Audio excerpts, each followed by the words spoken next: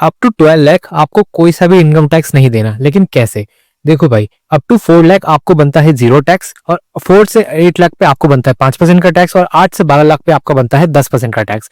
यानी कि 4 लाख तक आपका बना 0 टैक्स, 4 से 8 लाख का बना आपका 20,000 रुपए का टैक्स, और 8 से 12 लाख का बना आपका 40,000 रुपए का टैक्स। यानी जो टोटल आपको टैक्स पे करना है according to your tax slab वो बनता है 60,000 रुपए का। लेकिन गवर्नमेंट कह रही है कि हम आपको 75,000 रुपए की रिबेट देते हैं, यानी कि माफी देते हैं। 60,000 रुपए का टैक्स है और 75,000 रुपए की माफी है, उस हिसाब से 12 लाख की इनकम पे आपको बनता है 0 टैक्स।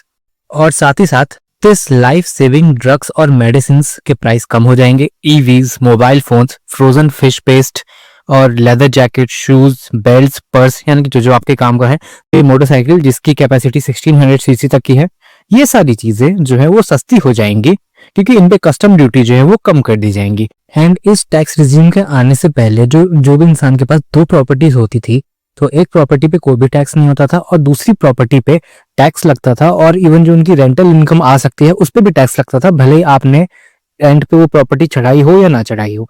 बट अब क्या हुआ है कि कोई एक नॉर्मल आदमी 2 प्रॉपर्टीज रख सकता है, और इस हिसाब से अगर आपके पास 2 प्रॉपर्टी है तो आपको दूसरी प्रॉपर्टी पे कोई भी टैक्स नहीं देना है।